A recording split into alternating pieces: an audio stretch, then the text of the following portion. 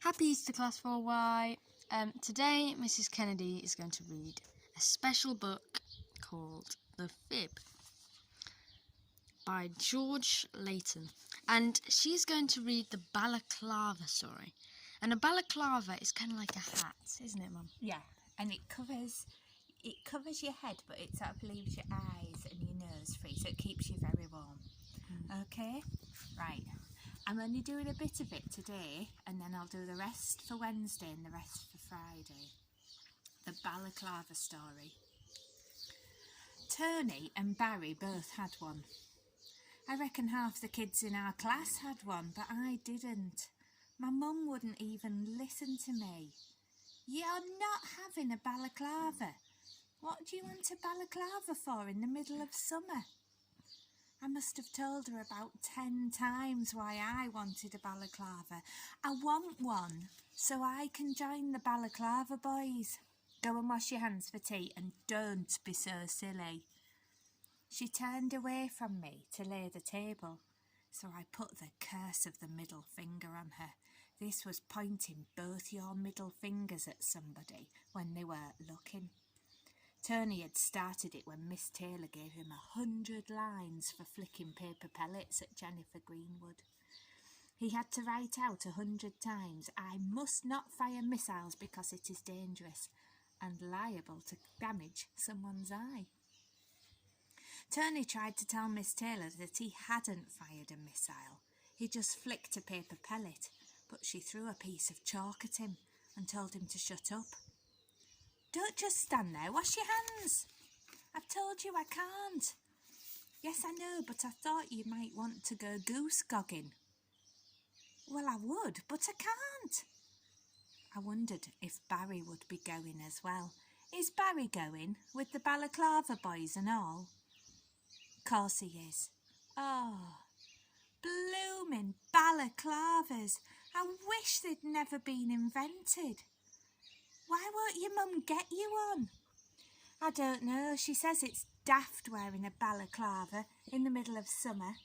She won't let me have one. I found mine at home in our attic. Tony unwrapped a piece of chewing gum and asked me if I wanted a piece. "No, thanks." I'd only have to wrap it up in my handkerchief once we got to the classroom. You couldn't get away with anything with Mr. Garrett. Hey, maybe you could find another one in your attic. For a minute I wasn't sure what he was talking about. Find what? A balaclava. No, we haven't even got an attic. I didn't half find handicraft class boring. All that mucking about with compasses and rulers, or else it was weaving and you got all tangled up with balls of wool. I was just no good at handicraft, and Mr. Garnett agreed with me. Today was worse than ever. We were painting pictures and we had to call it My Favourite Story. Tony was painting Noddy in Thailand. I told him he'd get into trouble. "Garnett'll do you." "Why?" "It's my favourite story." "Yes, but I don't think he'll believe you." Tony looked ever so hurt. "But honest, it's my favourite story. Anyway, what are you doing?" He leaned over to have a look at my favourite story. "Have you read it, Tony?" "I don't know." "What is it?" "It's Robinson Crusoe. What do you think it is?" He just looked at my painting. "Oh, I see it now. Oh, yes, I get it now." I couldn't make it out for a minute. "Oh, yeah, there's Man Friday behind him. Get your finger off, it's still wet. And that isn't Man Friday, it's a coconut tree, and you've smudged it." We were using some stuff called poster paint, and I got covered in it. And I was getting it everywhere, so I asked Mr. Garnett if I could go for a wash. He gets annoyed when you ask to be excused, but he could see I'd got it all over my hands. So he said I could go, but told me to be quick.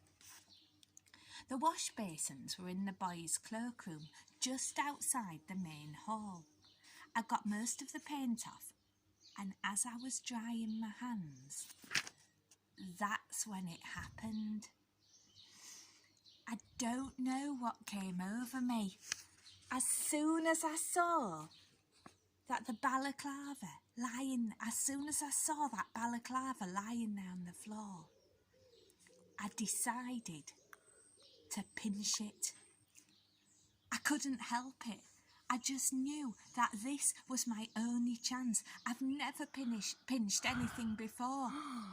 I don't think I have, but I didn't think of this as well. I don't even like saying it, but while stealing, I just did it. I picked it up, went to my coat and put it in the pocket.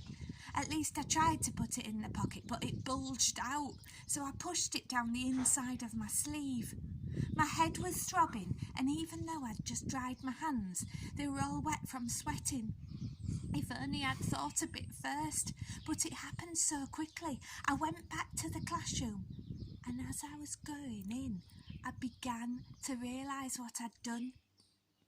I'd stolen a balaclava.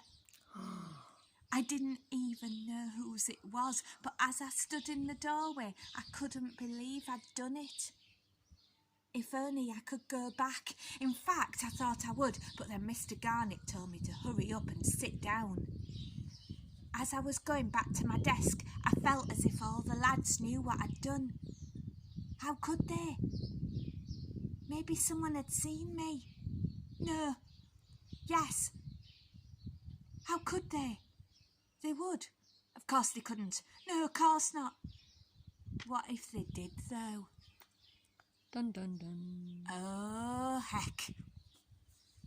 And I'm going to leave it there for now. That was great, wasn't it? Yeah, we will do the next instalment on Wednesday. Goodbye, everyone. Bye, guys.